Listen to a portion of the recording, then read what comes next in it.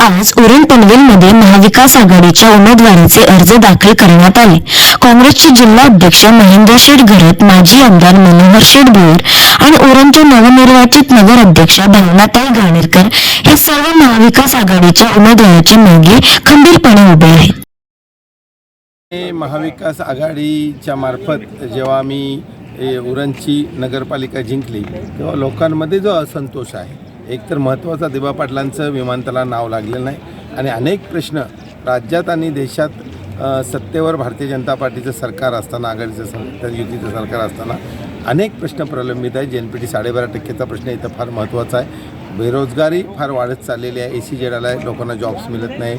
JNPTमध्ये परप्रांत त्यांची भरपूर भरती होत आहे आणि विकासाची कामं करतो जसं उरणमध्ये आपण पाहिला की कामच झालेलं नाही, नुसतं फक्त आकडे करोडोंचे आहेत। तशा प्रकारे इतर सर्व ग्रामीण भागामध्ये सुद्धा अडचणी, पिण्याच्या पाण्याची अडचण आहे, शौचालयाची अडचण आहे, गटारांची म्हणजे आणि रस्त्यांची तर अतिशय दुरावस्था, एवढा धुरला उडतोय का अनेक लोकांना आता TB सारखे इतर आजार वाढत चालले आहेत। त्यामुळे लोक जनता त्रस्त आहे का आम्ही ज्यांना आमदार खासदार किंवा ज्यांना निवडून देतोय, जे सत्तेवर आहेत त्यांच्यावर अपेक्षा आहे का चांगलं असं वातावरण मिळालं पाहिजे, पिण्याचं पाणी मुबलक उपलब्ध झालं पाहिजे आणि इतर सर्व नागरिक सुविधा झाल्या पाहिजेत। आणि महत्त्वाचं म्हणजे सर्वात जास्त औद्योगिकरण होऊन हजारो कोटी रुपये इथून फायदा JNPTच्या माध्यमातून किंवा अनेक उद्योग क्षेत्रातून होत असताना CSR फंड मात्र जातोय कुठंतरी देशभर जातोय आणि इथं जे आहेत चांगलं सुसज्ज हॉस्पिटल नाहीत, चांगल्या शाळा नाहीत, जिल्हा परिषदांची अवस्था अतिशय दुरावस्था आहे, गटारांची अवस्था आहे, या सगळ्या गोष्टी ज्या आहेत त्या प्रश्नावर आम्ही लढतो।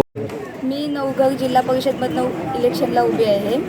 आता गेली अनेक वर्ष विकास विकास विकास आम्ही तोच विकास शोधत आहोत, म्हणजे अनेक वर्ष दुसरंही केलेलं आहे, पण यंदा आम्हाला स्वतःला म्हणजे चान्स भेटलेला आहे तर आम्ही ही जिल्हा परिषद लढवत आहे। सुविधा ज्या आहेत त्या उपलब्ध करासाठी आम्ही थेट महाविकास आघाडीसोबत उभे आहोत इलेक्शनला आणि ती आम्ही लढवत आहोत आणि ती चांगल्या प्रकारे। आणि नवघरमधनं शिवसेनेचा बालेकिल्ला आहे, त्यामधनं आम्ही इलेक्शन लढवत आहोत, टक्के देईल आणि मतदारांवर आमचा खूप विश्वास आहे, ते आम्हाला नक्कीच निवडून देतील।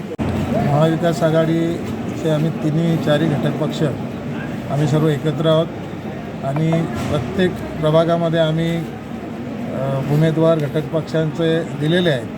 त्याच्यामुळे महाविकास आघाडीच्या कार्यकर्त्यामध्ये कुठे नाराजीचा सूर आपल्याला बघायला मिळत नाही आणि ही महाविकास आघाडी जसे आम्ही उरणमध्ये उरण नगरपालिकेत महाविकास आघाडीचं आम्ही यश संपादन केलं, तसं चारही जिल्हा परिषद आणि 8ही पंचायत समिती महाविकास आघाडी जिंकेल एवढी कार्यकर्त्यांची उत्स्फूर्त त्याच्यामध्ये मेहनत आहे आणि कार्यकर्तेसुद्धा उत्सुक आहे। मेमधून बऱ्याच जणांना उत्साह मिळेल हे 100% मला माहीत आहे आणि ती या जिल्हा परिषदच्या विजयाची सुद्धा नांदी असेल असं सुद्धा या निमित्ताने सांगते।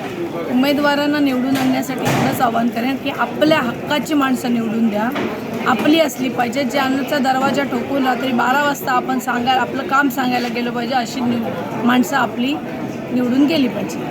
ही एकत्रपणाने पहिल्यांदा महाराष्ट्रामध्ये पनवेल उरणला झाली आणि आजपर्यंत ती टिकून आहे।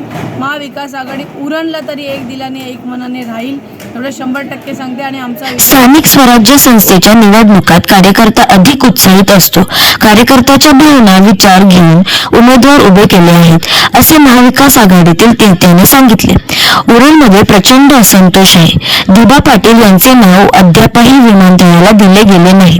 पाण्याची समस्याही गंभीर आहे, रस्त्याचा प्रश्नच बिकट आहे, त्यामुळे अपघाताचं प्रमाण वाढलं आहे। मैदानाचा प्रश्नच गंभीर आहे, त्यामुळे उरण पनवेलच्या जनतेचा कौल महाविकास आघाडीच्या उमेदवारांना मिळेल असा विश्वास महेंद्र शेठ घरत, मनोहर शेठ भोयर आणि भावनाताई घाणेरकर यांनी व्यक्त केला। यावेळी महाविकास आघाडीतील सर्व शेकडो कार्यकर्ते उपस्थित होते।